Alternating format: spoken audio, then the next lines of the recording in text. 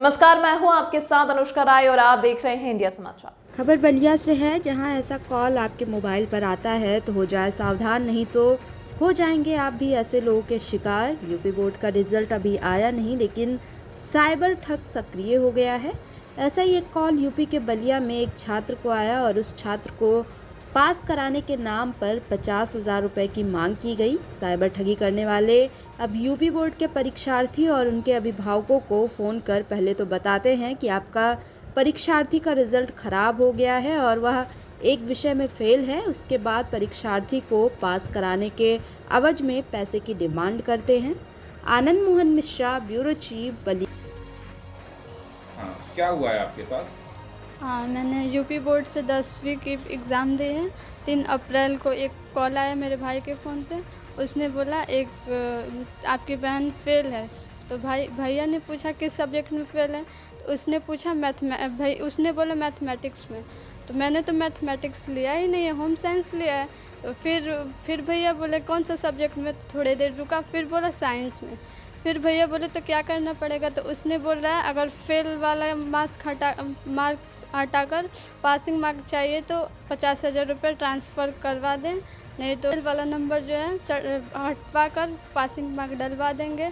और उसने इलाहाबाद ऑफिस में भैया को बुलाया था। कब आया था ये फोन? हाँ, 3 अप्रैल को आया था।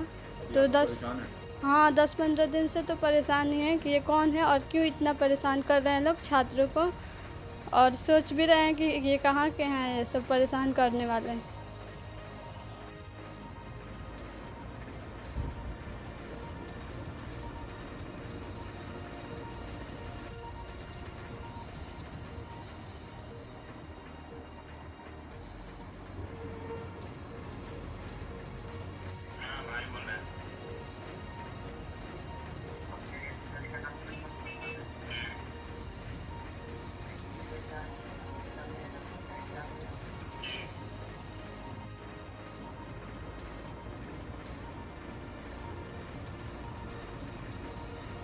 नहीं, बच्चों को हम पूर्णतः उनके गार्जियंस और बच्चों को पूर्णतः यह सलाह दे रहे हैं कि किन्हीं भी स्थितियों में ऐसे फ़ोन कॉल को बिल्कुल नज़रअंदाज करें।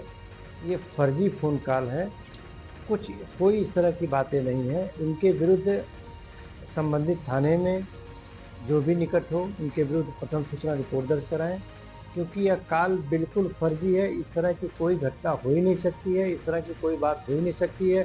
बोर्ड किन्हीं भी स्थितियों में इस तरह की बातें नहीं कर सकता है और ना हो सकता है। ये किसी साइबर कैफ़े से ये उसके पूरे डिटेल को निकाल करके बच्चे के माता पिता और उनके सबके नाम को निकाल करके ये सिर्फ गुमराह करने की बात की जा रही है। ऐसा कभी भी नहीं हो सकता है कि कोई पैसा लेकर के और वहाँ नंबर बढ़ा देगा, क्योंकि किसी को पता ही नहीं रहता है कि कहाँ पे कापी जच रही है। एक बात, दूसरी बात, फिर दूसरे स्टेज पे जब नंबर चढ़ने की बात आती है, जो संस्था काफ़ी जांचती है इकट्ठे, मतलब जो इकट्ठे नंबर चढ़ाती है, वो नंबर कैसे घटा बढ़ा सकता है? सारे रिकॉर्ड कई स्तर पे होते हैं, तो ऐसा हो ही नहीं सकता है। ये सिर्फ गुमराह करके बच्चों को और पैसा वसूलने का एक ठगी का एक सिस्टम है। ये ठगी करने का कोई प्रयास कर रहा है। इनके विरुद्ध प्रथम सूचना रिपोर्ट दर्ज कराई जाए और अगर ऐसी कोई बात हो तो लिखित रूप में हमारे यहाँ भी दिया जाए। इस कार्यालय से भी प्रथम सूचना रिपोर्ट इनके विरुद्ध दर्ज कराई जाएगी।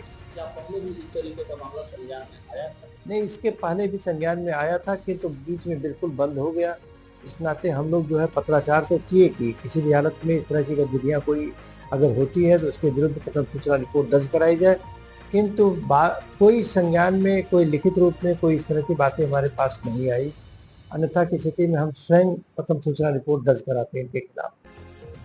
तो अब पुनः संज्ञानित हो रहा है। अब ये संज्ञान में अभी आया है, जैसा कि अभी एक आध लोगों ने फ़ोन पर सुनाया कि इस तरह की बातें की जा रही हैं, तो इनके विरुद्ध निश्चित रूप से इनके विरुद्ध ऊपर भी संज्ञान में देते हुए इनके विरुद्ध कार्रवाई की जाएगी।